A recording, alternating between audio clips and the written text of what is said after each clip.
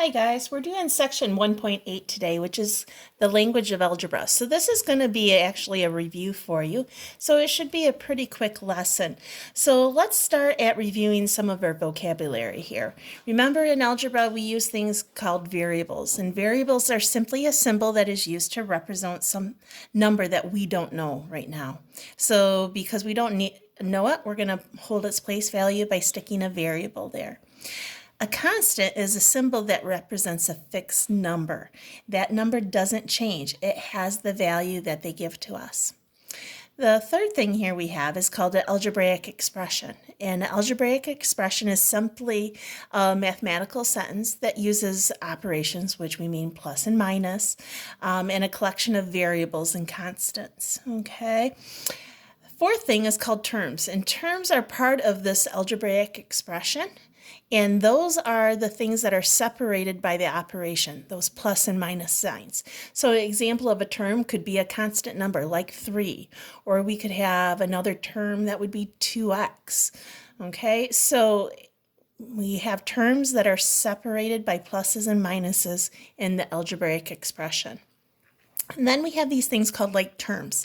And like terms are these things above that are exactly the same thing, okay? So two or more algebraic terms with the same variables, so we have to have the same variables.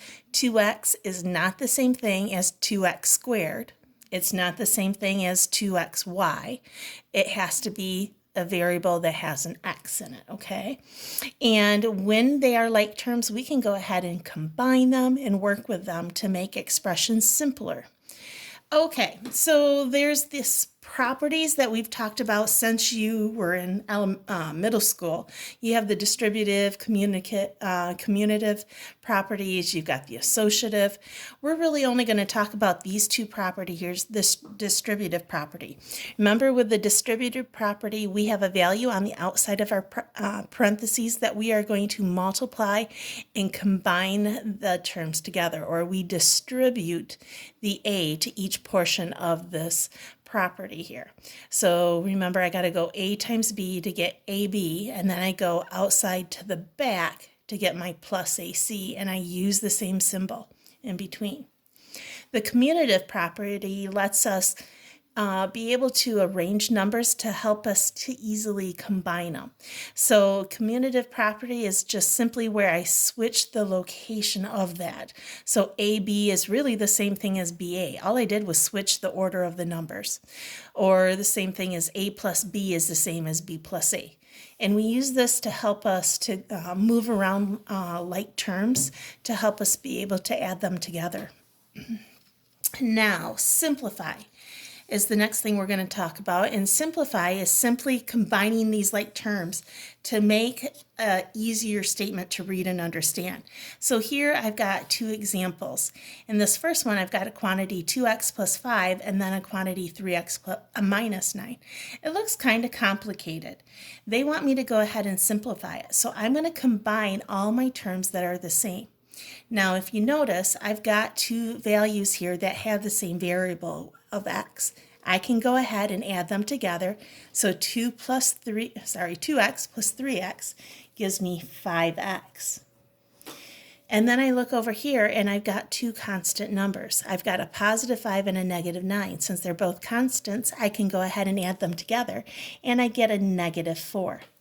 This is as far as I can simplify this. These have to stay separate because this is a constant with no variable and this is my variable. These are not the same thing. I can't say, oh, my answer is 5x minus 4x. No, this doesn't have an x. So this is my answer. This is as simple as I can simplify it. For this example over here, if you notice, I have the distributive factor. I'm going to go ahead and distribute it to give me a simple term, and I've got to do the same thing over here. So I am going to go ahead, when I do the back here, I'm going to call this a negative 8 so that my minus sign or my negative sign travels with me. So let's do the first. 2 times 3x gives me 6x. 2 times 4 gives me 8. Now I'm going to do a negative 8 times x gives me negative 8x, and negative 8 times a negative 2 gives me a positive 16. Now, to show you how we do the commutative property with this, I can go ahead and arrange my numbers side by side so they're easier to see. That's all the commutative property really is I have the permission to go ahead and group my numbers so I have all my x variables together and all my constants together. Now, to go ahead and finish it up, just simplify and move things together. So I get negative 2x and a positive 24 here. And that here is my final answer. I cannot combine them together. Okay, guys, the last thing we're talking about here in this section today is called evaluate. And evaluate is when I have given an algebraic expression, and then I'm also given values for that expression. And what they want me to do is go ahead and evaluate what this statement is with these given numbers.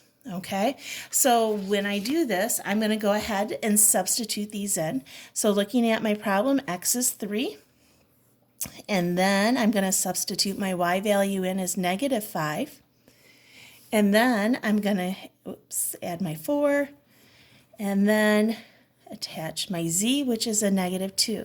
Remember to do order of operations, so I'm going to work on the inside here to go ahead, and I end up with negative 3 plus 4, and I end up with a positive 6.